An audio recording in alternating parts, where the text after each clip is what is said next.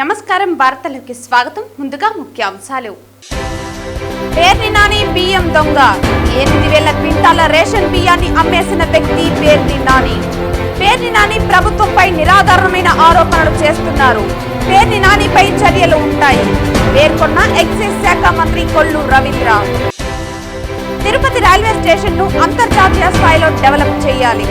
తిరుపతిని బాలాజీ డివిజన్ ఏర్పాటు చేయాలి. Pakala railway station railway bagging ఏర్పాటు చేయాలి. టీడీపీ విజనరీ గ్రూప్ నాయకులు బుచ్చిబాబు నాయుడు, వేణుగోపాల్ రెడ్డిల డిమాండ్. తిరుపతి నగరంలో ప్రతి శనివారం చేపడుతున్న నగర సంకీర్తన ఒక యజ్ఞంలా సాగుతూ భక్తుల ప్రశంసలను అందుకుంటోంది. వందలాది మంది కళాకారులు సాంప్రదాయ దుస్తులతో నుదుటిన గోవిందనామాలు ధరించి లయబద్ధంగా సంకీర్తనలు ఆలపిస్తూ నగర సంకీర్తనలో పాల్గొన్నారు. వార్తల్లోని వివరాలు. మాజీ మంత్రి పేర్ని నాని ప్రభుత్వంపై నిరాధారమైన ఆరోపణలు చేస్తున్నారని, 8,000 క్వింటాల రేషన్ బియ్యాన్ని అమ్మేసిన వ్యక్తి పేర్ని నాని అని, పేర్ని నాని బియ్యం దొంగని, పేర్ని నానిపై చర్యలు ఉంటాయని, ప్రభుత్వంపై విమర్శలు చేసే ఏ ఒక్కరిని వదిలిపెట్టమని ఎక్సైజ్ శాఖ మంత్రి కొల్లు రవీంద్ర హెచ్చరించారు. ఈ సందర్భంగా ఆయన మాట్లాడుతూ పేర్ని నాని బియ్యం దొంగ అని అన్నారు. 8,000 క్వింటాల రేషన్ బియ్యాన్ని పేర్ని నాని అమ్మేశారని అన్నారు. పేర్ని నాని ప్రభుత్వంపై నిరాధారణమైన ఆరోపణలు చేస్తున్నారని అన్నారు. ప్రభుత్వంపై విమర్శలు చేసే ఏ ఒక్కరిని వదిలిపెట్టమని హెచ్చరించారు. వైసీపీ మాజీ మంత్రులపైన కేసులు పెడతామని బరితెగించి వైసీపీ నేతలు మాట్లాడుతున్నారని అన్నారు. కార్యకర్తలను కంట్రోల్ చేయలేని అసమర్థుడు జగన్ అని పేర్కొన్నారు. గౌరవప్రదమైన మహిళలను కించపరిచే విధంగా మాట్లాడుతున్నారని అన్నారు. మామిడి రైతులు సంతోషంగా ఉన్నారని, మామిడి రైతుల విషయంలో జగన్ చేసిందంతా హై డ్రామా అని తెలిపారు. లిక్కర్ విషయంలో భూమన కరుణాకర్ రెడ్డి డ్రామాలు ఆడుతున్నారని పేర్కొన్నారు. ఇవాళ రాష్ట్రంలో అసలు నాయకుల్ని చూస్తామంటే, వైఎస్ఆర్ నాయకుల్ని చూస్తామంటే నిజంగా సిగ్గేస్తూ ఉంది. అసలు బరి తెగించారు, బరి తెగించి మాట్లాడుతూ ఉన్నారు. ఈ ప్రజాస్వామ్యంలో గౌరవ ముఖ్యమంత్రి గారు విలువల వల్ల వాళ్ళు రోడ్ల మీద తిరుగుతున్నారనే విషయాన్ని వాళ్ళు గుర్తుపెట్టుకోవాలి. ఇవాళ వాళ్ళ నాయకుడు జగన్మోహన్ రెడ్డి ఏ రకంగా మాట్లాడుతున్నాడు, ఆ రోజు అధికారంలో ఉన్నప్పుడు ఏ రకంగా మాట్లాడారు, వాళ్ళ నాయకులు ఏ రకంగా మాట్లాడారు, ఆ పర్యవసానమే 151 నుంచి 11కు పడిపోయారనేది గుర్తు తెచ్చుకోవాలి. నిన్న ఒక్కొక్క నాయకులు మాట్లాడుతూ ఉన్నారు. గుంటూరు జిల్లాకి ఆ పక్క ఇంట్లోంచి వెడికి లాగి కొడతాం, గుంటూరుకి ఈ పక్క తలకాయలు తీసేస్తామని చెప్పి మాట్లాడితే, బోర్డులు పెట్టి ప్లకార్డులు పెట్టి రప అని చెప్పి పిచ్చి పిచ్చి వాగుడు వాగుతూ ఉంటే వాళ్ళని కంట్రోల్ చేయాల్సినటువంటి నాయకుడే తప్పే ఉంది, సినిమాల్లో వచ్చిన డైలాగే చెప్పారు మా వాళ్ళు అని చెప్తాడు. ఒకళ్ళేమో ఆడబిడ్డలను పట్టుకుని ఒక సాటి ఎమ్మెల్యే ఇవాళ ఒక గౌరవమైన కుటుంబంలో ఉన్నటువంటి ఆడబిడ్డలను పట్టుకుని అనరాని మాటలు మాట్లాడుతూ అసభ్యంగా మాట్లాడితే వాళ్ళని సమర్థిస్తారు. నిన్న పనికిరాని బియ్యం దొంగ ఈ రాష్ట్రంలో పేదవాడికి పెట్టే బియ్యాన్ని కూడా కొట్టేసి 8,000 క్వింటాల బస్తాల బియ్యం కొట్టేసిన పేర్ని నాని నిన్న మాట్లాడతాడు. రప్ప కాదు, కన్ను గీటి లేపేయాలంట. అసలు ఎక్కడ పోతా ఉంది ప్రజాస్వామ్యంలో? ఏం చేయాలి ఇలాంటి నాయకుల్ని? ఒకసారి మనం అందరూ కూడా ఆలోచించాల్సినటువంటి విషయం. ఇవాళ ప్రజలు అన్నీ గమనిస్తూ ఉన్నారు, అది గుర్తుపెట్టుకోవాలి. నాయకులు ప్రతిదీ గమనిస్తూ ఉన్నారు, ఎవరేం మాట్లాడుతున్నారు, ఎవరేం చేస్తూ ఉన్నారు. ఇవాళ రెచ్చగొట్టే కార్యక్రమాలు చేస్తే డెఫినెట్గా ఇది క్రిమినల్ కేసులు కట్టాల్సిందే, కట్టి తీరుతాం. ఇది చాలా సీరియస్గా తీసుకోవాల్సినటువంటి విషయం. ప్రజాస్వామ్యంలో ఇవాళ మాకు మ్యాండేట్ ఇచ్చి 94% సీట్లు గెలిపిస్తే, ప్రజలు మాకు అధికారాన్ని ఇస్తే మేము చక్కటి పరిపాలన అందిస్తామంటే ఇవాళ మీరు రెచ్చగొడుతూ మీ నాయకుడు కారులతో తొక్కేయచ్చు, కార్ల కింద పడేసి మీ కార్యకర్తల్ని నల్లులు నలిపేసుకోవచ్చు. ఇవాళ మీరు రెచ్చగొట్టే కార్యక్రమాలు చేస్తే మటుకు చూస్తూ ఊరుకునే సమస్య లేదు. ఈ రాష్ట్రంలో శాంతి భద్రతలు మాకు ముఖ్యం. ఈ రాష్ట్ర ప్రజల మాన ప్రాణాలు కాపాడాల్సిన బాధ్యత మాకుంది. డెఫినెట్గా హద్దు దాటిన ప్రతి ఒక్కరి మీద కూడా చర్యలు తీసుకోవడం జరుగుతుంది. ఇవాళ ప్రజలు కూడా కోరుతున్నాను, ఇలాంటి వ్యక్తుల్ని దయచేసి ప్రోత్సహించడానికి మటుకి ఎవరు కూడా సమర్థించొద్దని కూడా తెలియజేస్తాను. దేశవ్యాప్తంగా లక్షలాది మంది భక్తులు తిరుమల శ్రీనివాసుని దర్శనార్థం తిరుపతికి వస్తుంటారు. ఏడాదికి 150 కోట్ల రూపాయల ఆదాయం వస్తున్నా తిరుపతి రైల్వే స్టేషన్ అభివృద్ధిలో జాప్యం జరుగుతోందని, యుద్ధ ప్రాతిపదికన అన్ని హంగులతో అభివృద్ధి చేయాలని టీడీపీ విజనరీ గ్రూప్ నాయకులు బుచ్చిబాబు నాయుడు, వేణుగోపాల్ రెడ్డిలు డిమాండ్ చేశారు. తిరుపతి ప్రెస్ క్లబ్ లో శనివారం ఉదయం జరిగిన మీడియా సమావేశంలో వారు మాట్లాడుతూ తిరుపతిని బాలాజీ డివిజన్ ఏర్పాటు చేయాలని, Pakala railway station railway wagon ఏర్పాటు చేయాలని వారు డిమాండ్ చేశారు. ప్రస్తుతం తిరుపతికి విజయవాడ, గుంటూరు, విశాఖపట్నం, గుంతకల్ డివిజన్లు ఉన్నాయని, కొత్తగా మరో డివిజన్ ఏర్పాటు చేయాలని తెలియజేశారు. తిరుపతి రైల్వే స్టేషన్లో 2-3 ప్లాట్ఫామ్లు సరిగా లేదని, వాటిని అభివృద్ధి చేయాలన్నారు. దీంతో 500 మందికి ఉపాధి కల్పించడానికి వీలవుతుందని అన్నారు. తిరుపతి రైల్వే స్టేషన్ పరిపాలన సౌలభ్యం కోసం బాలాజీ రైల్వే డివిజన్ తప్పనిసరిగా ఏర్పాటు చేయాలని తెలిపారు. తిరుపతి రైల్వే స్టేషన్ అభివృద్ధికి 450 కోట్లు విడుదలైందని, రైల్వే స్టేషన్ పనులు పూర్తి చేయాలని వారు డిమాండ్ చేశారు.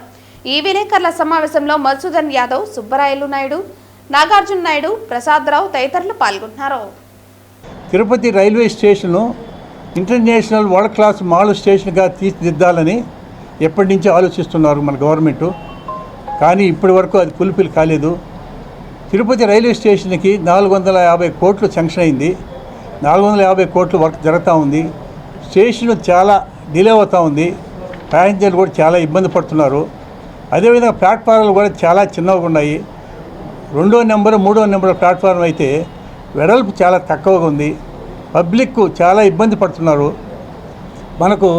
అదేవిధంగా మనకు దగ్గరగా పాకాల రైల్వే స్టేషన్ ఉంది. పాకాల రైల్వే స్టేషన్ ఇంతకుముందు జంక్షన్గా ఉండేది.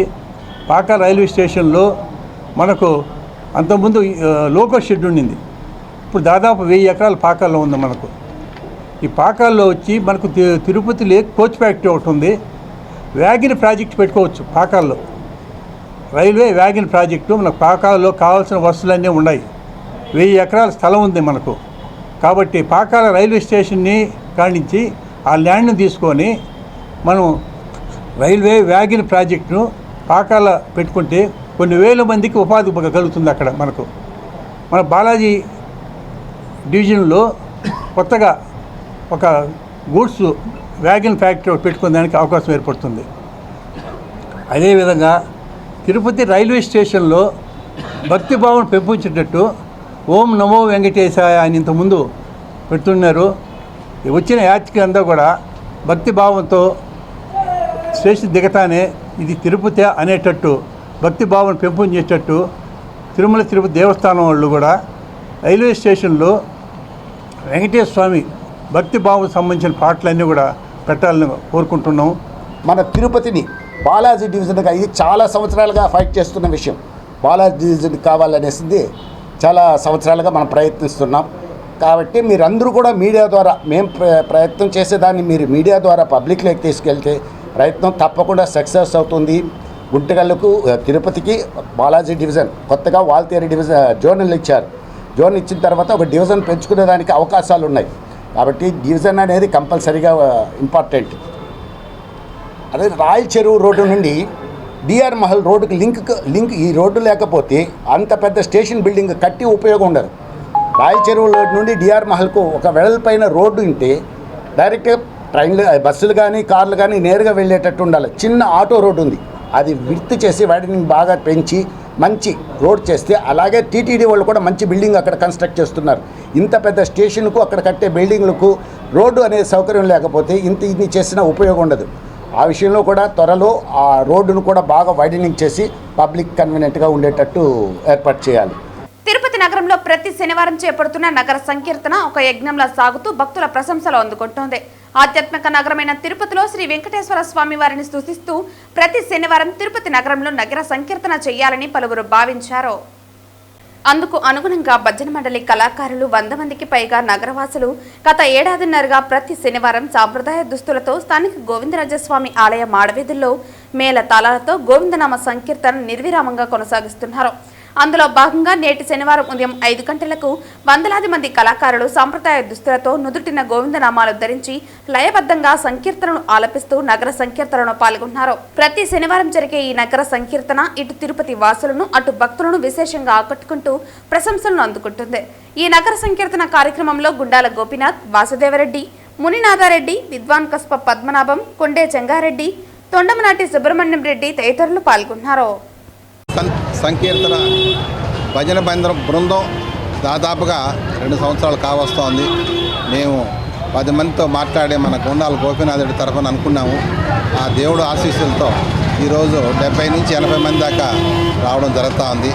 ఇదే విధంగా కొంతకాలం జరగాలని కోరుకుంటూ ఇప్పుడున్న యువతరం అంతా ఈ భజన కార్యక్రమం ఇట్టుంటుందా, గెరడు గొమ్ము ఈ మరి మొయ్యాలన మోసుకుంటే మనకు పుణ్యం వస్తుందని అందరూ నేర్చుకోవాలని కోరుకుంటూ ఆ సీరియల్ అంతా పక్కకు పోవాలని కూడా మనస్ఫూర్తిగా కోరుకుంటూ ఈ భజన బృందానికి అందరూ కూడా ధన్యవాదాలు చెప్తూ ఇంతటితో శ్రీ గోవిందరాజస్వామి సన్నిధి నుండి ఈరోజు నగర సంకీర్తనలో భాగంగా ఈరోజు సుమారు 100 మంది భక్తులు నామ సంకీర్తన చేస్తూ పురవీధులలో ఆ విధంగా భక్తి భావంతో భజనలు చేసి భక్తి మార్గంలో పయనిస్తూ ఈ వీధుల్ని పునీతం చేశారు. ఈరోజు 100 మంది భక్తులు. ఈ భక్తి బృందంలో నగరవాసులు చాలామంది దీన్ని చూసి ఈ విధంగా మనం కూడా ఇందులో పాల్గొనాలా అనే జిజ్ఞాసతో ఇందులో పాల్గొని ఆ విధంగా ఈ భక్తి భావాన్ని వాళ్ళ హృదయాల్లో కూడా నింపుకొని భజన బృందంతో కలిసి ఈ భజనలు చేస్తూ ముక్తి పొందల్లా. భగవంతుడు అదొక మార్గం ఇచ్చాడు, భక్తి మార్గము భజనతో ఏమీ రాకపోయినా కూడా తాళం వేస్తే కూడా భజన చేసినట్లే లెక్క. చేతులు కొడుతూ నగర సంకీర్తనలో పాల్గొంటే కూడా భజన చేసినట్టే, భగవంతుడి పైన భక్తి ఉన్నట్లే. ఆ విధంగా ఈ భజన బృందంతో కలిసి అందరూ కలిసి రావాలని రోజు ఈ ప్రతి వారము శనివారము ఇక్కడ 5:30 నుండి 6:30 వరకు జరిగే కార్యక్రమంలో నగరవాసులు ఎక్కువ సంఖ్యలో పాల్గొనాలని నేను ఈ భజన బృందం తరపున ప్రార్థన చేస్తున్నాను. Purushottam Yadav, retired post master, Tirupati head post office. మనం పూర్వజన్మంలో మనిషిగా ఇచ్చినందుకు ఆ సాక్షాత్తు శ్రీ వెంకటేశ్వర వద్ద తిరుపతి యందు వెలిచినందుకు మన తిరుపతి వాసులకి ధన్యము. ఇవాళ మనము ప్రతి శనివారము మన వెంకటస్వామికి జ్యేష్ఠమైన రోజు, ప్రతి శనివారం రోజు ఉదయం 5 నుంచి 6 లోపల భజన చేస్తే పుణ్యం చేసినట్టు అని పెద్దలు పురాణాలు చెప్తూ ఉంటాయి. ఇలాగ మనం చేసుకుంటూ ఉంటే మనకి ఆరోగ్యం బాగుంటుంది, అందరూ సురక్షితంగా ఉంటారు అని కోరుతూ ఇంతతో విరమించుకుంటాను. జై హింద్. తిరుపతి నగరంలో నాయి బ్రాహ్మణుల అధ్యక్షుల ఎన్నికలు ఈ నెల 22వ తేదీ తిరుపతిలోని యూత్ హాస్టల్లో నిర్వహించబోతున్నామని, తిరుపతిలో ఉన్న సెలూన్ షాప్ ఓనర్స్ ని మరియు వర్కర్స్ ని ఎన్నికల ఓటింగ్స్ లో పాల్గొనాలని నాయి బ్రాహ్మణుల నాయకులు పిలుపునిచ్చారు. తిరుపతి నగరంలో నాయ బ్రాహ్మణుల అధ్యక్షులు ఎన్నికలు ఈ నెల 22వ తేదీ యూత్ హాస్టల్లో నిర్వహించబోతున్నాం. మా తిరుపతిలో ఉన్న సెలూన్ షాప్ ఓనర్స్ని, వర్కర్స్ని ఈ ఎన్నికల్లో ఓటింగ్లో పాల్గొనాలని, తిరుపతి జిల్లాలో ప్రప్రదంగా మనం ఈసారి ఎన్నికలు నిర్వహించబోతున్నాం. తిరుపతి నాయ బ్రాహ్మణ సేవా సంఘ నగర అధ్యక్షులుగా, కోశాధికారిగా, కార్యదర్శుల ఎన్నికల్ని అందరూ కూడా యూత్ హాస్టల్లో ఈ నెల 22వ తేదీ ఉదయం 10 గంటల నుంచి సాయంత్రం 5 గంటల వరకు ఈ ఎన్నికల్ని నిర్వహించబోతున్నాం.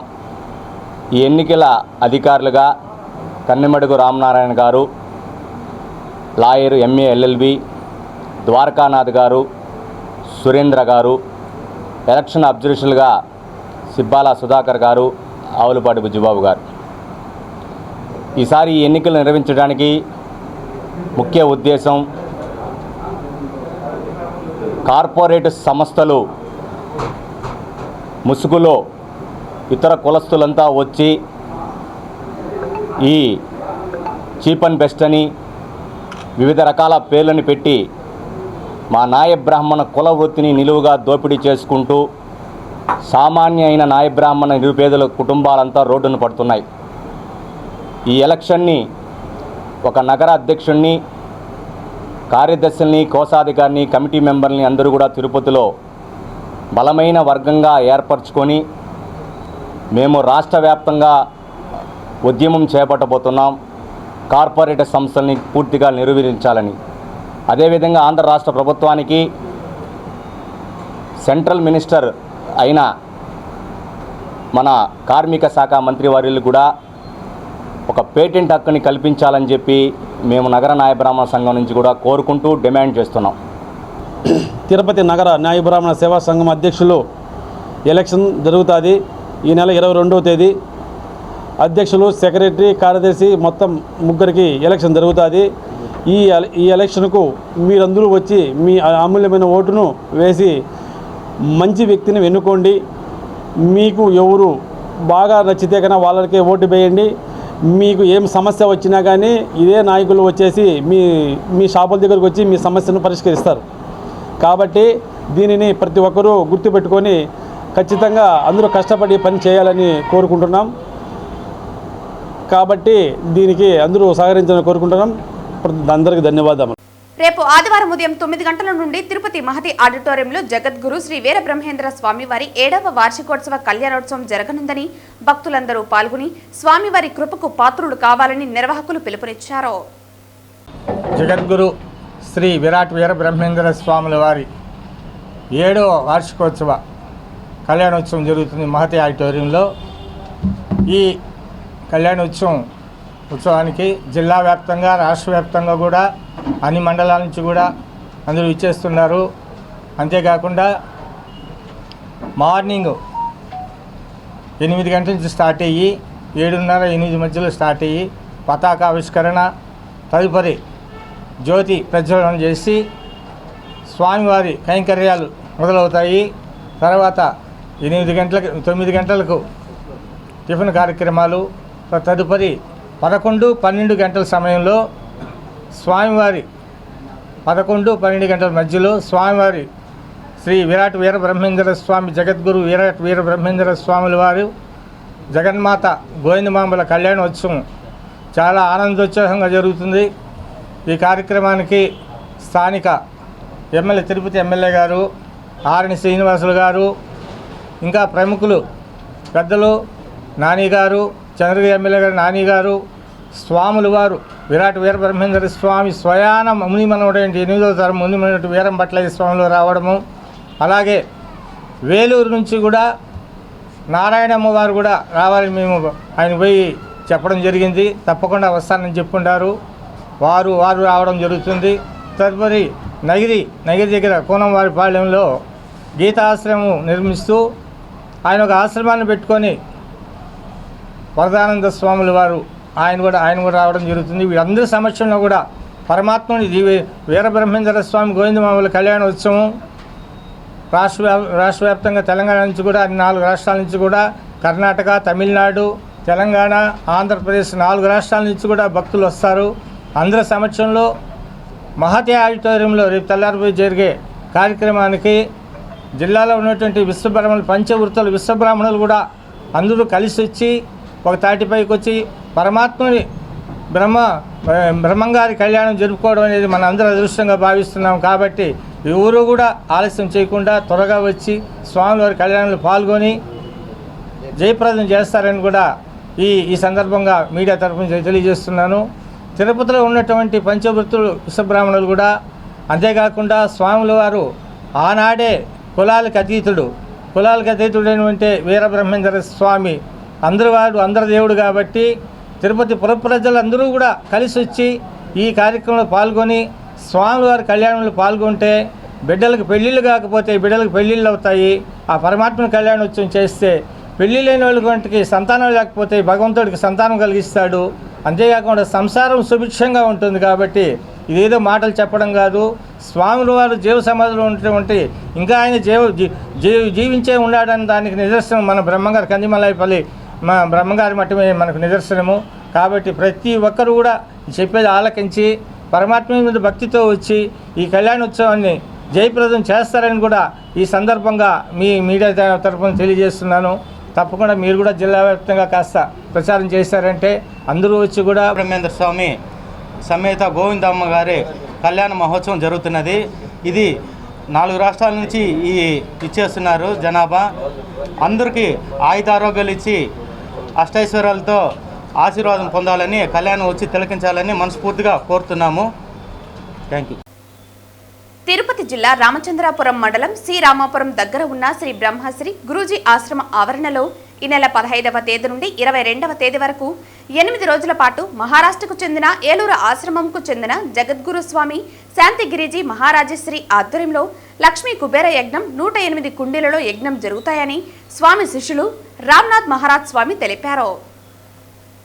తిరుపతి జిల్లా రామచంద్రాపురం మండలం సి రామాపురం దగ్గర ఉన్న శ్రీ బ్రహ్మశ్రీ గురూజీ ఆశ్రమ ఆవరణలో ఈ నెల 15వ తేదీ నుండి 22వ తేదీ వరకు 8 రోజుల పాటు మహారాష్ట్రకు చెందిన ఏలూరు ఆశ్రమంకు చెందిన జగద్గురు స్వామి శాంతిగిరిజీ మహారాజశ్రీ ఆధ్వర్యంలో లక్ష్మీ కుబేర యజ్ఞం 108 కుండీలలో యజ్ఞం జరుగుతుందని స్వామి శిష్యుడు రామనాథ్ మహారాజ్ స్వామి తెలిపారు. శనివారం లక్ష్మీ కుబేర యజ్ఞం ఆహ్వాన పత్రికలను విడుదల చేశారు.